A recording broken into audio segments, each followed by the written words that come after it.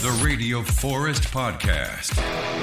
Kenny Wayne Shepherd. What's going on? Congratulations, 25 years since Trouble Is. Yeah, man, we're really fired up. I'm really excited about it. I mean, to be doing anything or celebrating anything, a 25-year anniversary of anything is a big deal, but especially when it's music because, it just goes to show that it stood the test of time. And this stuff, still sounds totally relevant today. My goal has always been to make and record timeless music that people can enjoy for decades to come. And I would say, this is evidence that I've been on the right track. Now, I don't mean this in the wrong way, but have you ever done another job? Because you started so young, you probably didn't have time to have any other gig, right? Well, actually, man, for my senior year in high school, I was a delivery boy. As soon as I got my driver's license, my dad had young people wouldn't even know what this is, but my dad had a 1-hour photo store. I did the delivery route for all of his big accounts and stuff like that. So, but at the same time, I had started my band and was doing shows on weekends and things like that as well. But that was my only real regular gig. The 1-hour photo was such a big new thing. You'd have to drop off, family photos or pictures with your friends and wait, I don't know, a week or something like that. 24-hour technology at its peak. I know. It was a big deal. And it's just funny because now, I think they still have some places like that, in Walgreens and Target and stuff like that. But back then it was a huge novelty to be able to take your film in and have it developed and have your photos back in your hand within an hour. Hey, I've been watching your documentary too, and I knew your dad was in radio, but I didn't realize you went to so many radio gigs. That's kind of what kicked this thing off. But boy, you must have been to every live broadcast, every community event, every live concert. Yeah, man. I got, how it is. It's he was a program director and general manager and on-air personality. So, he was the guy. He got tickets and backstage passes to every concert that came through town. So I would get to see all these bands and go backstage and meet people and kind of see the behind the scenes of how the touring industry works. And, I was really young, but I had no idea. And I'm sure my dad had no idea that I was just absorbing all of this stuff and that it was really kind of, molding me and preparing me for my career in the music industry. Now, Kenny's gone back and re-recorded Trouble Is for the 25th anniversary, the documentary I was talking about, plus it comes with a live film. Now, you guys tried to recapture even the way you recorded things, so you dug out some of the old equipment, like the 61 Fender Stratocaster. Was it in storage or anywhere, or was that Stratocaster still part of your daily gig, or did you have to get another 61 Stratocaster, or is it the exact same one? No, I had all the original equipment. So the amplifiers, a couple of those amps hadn't even been turned on in probably 20 years. But all the original guitar effects pedals and the original guitars, I still have all of that stuff. So I pulled it all out of storage. The guitar still gets played, but some of those amps and those pedals don't really get used that often. But I took them in and I turned everything on and plugged it all in and played a few notes, and it was there's the sound right there. It was really great to still have all of that stuff on hand. It's a 1961 Stratocaster. It's just my absolute most favorite guitar. It's that kind of irreplaceable instrument. I got it when I was out supporting my very first album, Ledbetter Heights, and then once I got that guitar, I've toured around the world with that thing several times over, and it's been on every album that I've recorded since the moment that I picked it up. So it's certainly irreplaceable. Was it worn like that when you got it? Because it's scraped a lot and it's got that patina look.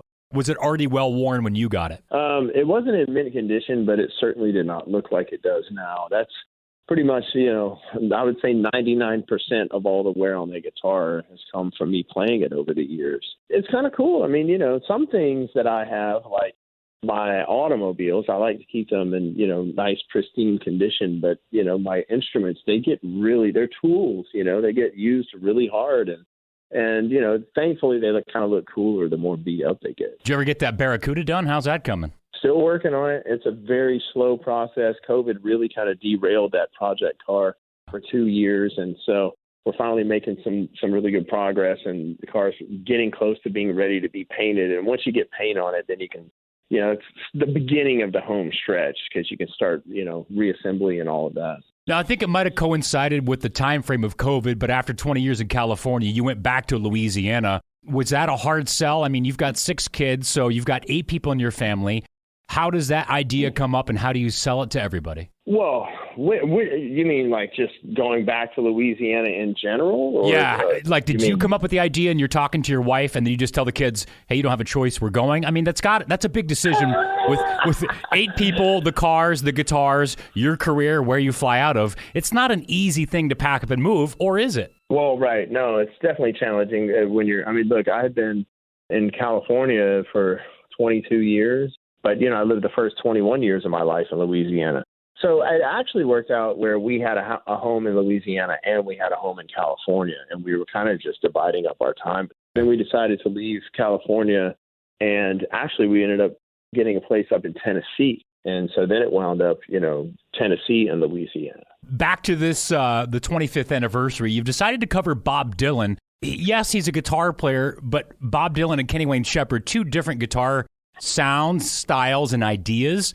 How did that come onto your radar? I mean, obviously, Hendrix heard something with Watchtower, so you can make that a guitar-focused song, and you did. How did that song make it into your arsenal? Well, okay, so you got to go back to my first album. So I did my first record. I was on tour with Bob Dylan. I was the opening act for his tour that year. And he was just incredibly nice to me, man. He left a real impression on me. And I was really young, and so he was just so outgoing and so generous with his time and so encouraging for me and my music. And I just was inspired by that. And so when I went in the studio to do my second record, I wanted to do a Bob Dylan song to kind of show my appreciation for him and obviously my admiration for his music. So we did 2. We did Ballad of a Thin Man, and we did Everything Is Broken. And Everything Is Broken is the song that wound up on the original Trouble Is record. Ballad of a Thin Man actually didn't make it to the final cut of the record. But when we just recently went back in the studio and recorded the new version, the 25th anniversary version of the Trouble Is record, we decided to do Ballad of a Thin Man and include it on this version and give the fans something that they never even knew existed. So getting to see Bob Dylan that close and playing every night, he is doing his own thing. He's playing the songs that he wants to play. He's playing versions of them that he wants to play. Basically, he's like, I'm doing what I do. If you want to show up, you can. Will I play the hits? I don't know. As a touring musician, do you see it the same way as I'm describing? Well, I think, that's the point that's who you want to be as an artist. You want to be able to do what you feel inspired to do. And that's certainly what the guy's catalog is ridiculous. He's written so many songs, so many legendary hit songs.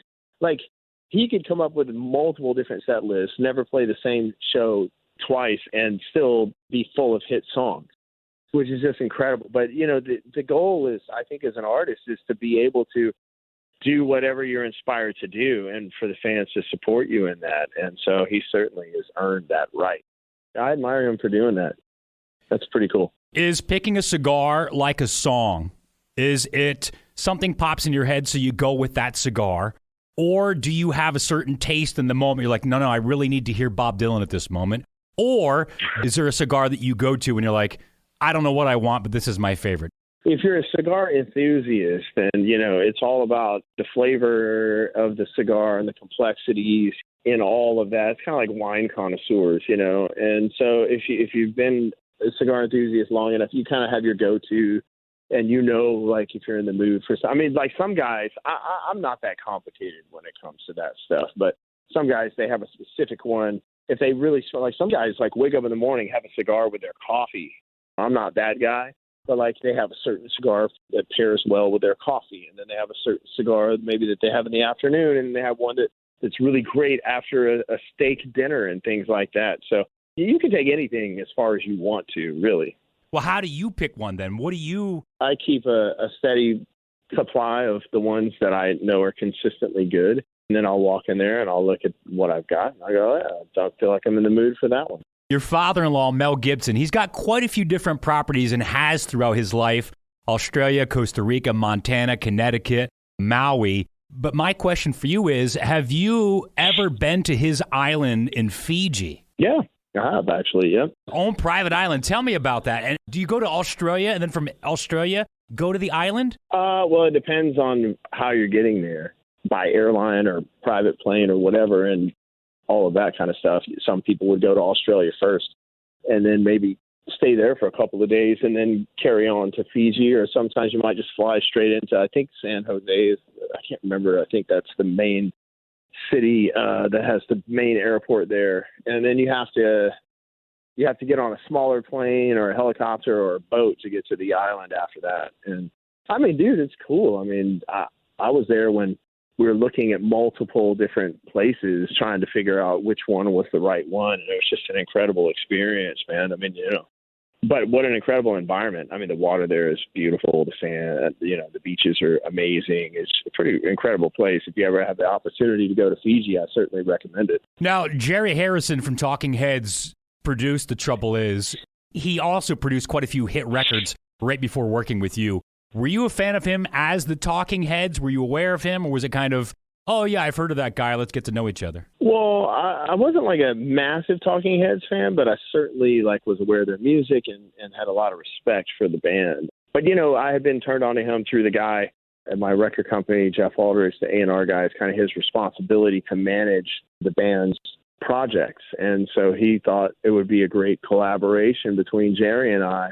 And he recommended that I go meet with him. And so I did. And Jerry and I hit it off immediately. And it proved to be a really great collaboration for sure. I mean, the record was so successful, but beyond that, we went on to make many albums together. I mean, we were just in the studio together back in October making another record. So it's been really a lifelong relationship and a lifelong collaboration. Oh, how did Jimi Hendrix's 80th birthday bash go? You, Zach Wilde, Eric Johnson, Billy Cox? Yeah, it was great, man.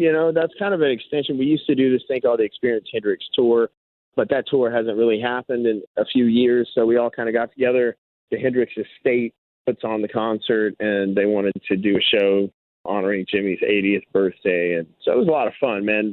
A lot of us players all have a lot of history doing those tours together. And so it's just great to see everybody and be making music together again.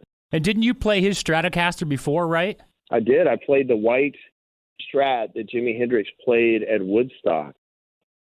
I played it back on the Jimmy Fallon show before he was on the Tonight Show up in New York, and then played it that night live on stage at the Beacon Theater. So it was a pretty cool experience for sure. Got a re-recorded version of Trouble Is 25th Anniversary. There's a documentary with it, a live concert film. We talked about the Bob Dylan cover. It's on vinyl, it's on digital, it's on CD. Kenny Wayne Shepherd, always great to talk to you. Congratulations on 25 years. Thanks, brother. I appreciate it.